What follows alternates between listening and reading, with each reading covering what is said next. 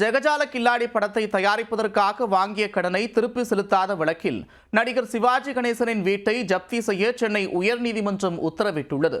பேரன் வாங்கிய கடனுக்கு குடும்ப சொத்துக்கு பங்கம் வந்ததன் பின்னணி என்ன? விஷ்ணு விஷால், நிவேதா பெத்துராஜ் உள்ளிட்டோர் நடிப்பில் உருவாக்கியுள்ள இந்த படத்தால் தான் சிவாஜியின் வீட்டின் மீது கை வைக்கக்கூடிய நிலை உருவாக்கியுள்ளது. 3,75,00,000 ரூபாய்க்காக தனியார் நிறுவனம் தொடர்ந்த வழக்கில் நீதிமன்றம் பிறப்பித்த அதிரடி உத்தரவு என்ன? சிவாஜி கணேசனின் பேரனும் ராம்குமாரின் மகனுமான துஷ்யந்த் கடந்த 2003ஆம் ஆண்டு சக்சஸ் என்ற திரைப்படத்தின் மூலமாக அறிமுகமானார். இதையடுத்து மச்சி, தீர்க்கதர்சி ஆகிய படங்களில் நடித்த போதும் பெரிய அளவில் ரசிகர்களின் கவனத்தை ஈர்க்கவில்லை. பிறகு சிவாஜி புரொடக்ஷனின் நிர்வாக தயாரிப்பாளராக இருந்தார்.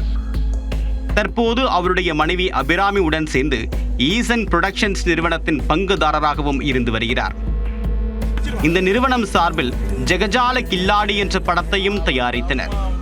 பட தயாரிப்புக்காக தனபாக்கியம் என்டர்பிரைசஸ் நிறுவனத்திடம் சுமார் 3,75,00,000 ரூபாய் கடன் வாங்கியுள்ளனர்.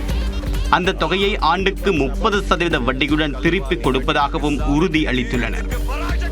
ஆனால் கூறியபடி கடன் தொகையை திருப்பிச் செலுத்தவில்லை என்று வழக்கு தொடரப்பட்டது.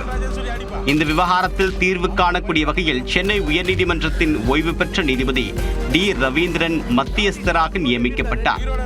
அப்போது கடன் தொகை வட்டியுடன் சேர்த்து 9,02,40,000 ரூபாயை வசூலிக்க வேண்டி ஜெகஜால கில்லாடி படத்தின் அனைத்து உரிமைகளையும் தனபாக்கியம் என்டர்பிரைசஸ் நிறுவனத்திடம் ஒப்படைக்க கடந்த மே மாதம் உத்தரவிடப்பட்டது.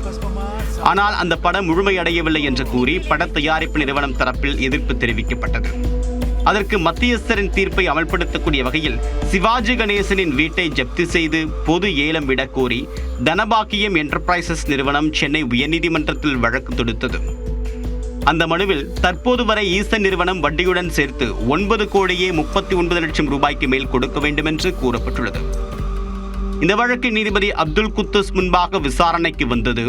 அப்போது பதில் மனு தாக்கல் செய்ய ஈசன் புரொடக்ஷன்ஸ் தரப்பில் அவகாசம் கேட்கப்பட்டது.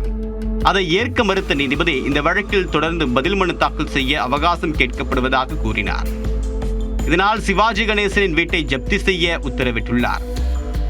மேலும் இது தொடர்பாக சம்பந்தப்பட்ட சார் பதிவாளருக்கும் தகவல் தெரிவிக்க உத்தரவிட்ட நீதிபதி வழக்கு விசாரணையை வருகின்ற 5ஆம் தேதிக்கு ஒத்திவைத்தார். ஏற்கனவே தன்னுடைய தந்தையின் சொத்தில் பங்கு கேட்டு சிவாஜியின் மகள்கள் இருவர் சென்னை உயர்நீதிமன்றத்தில் 2 ஆண்டுகளுக்கு முன்பாக வழக்கு தொடர்ந்தனர்.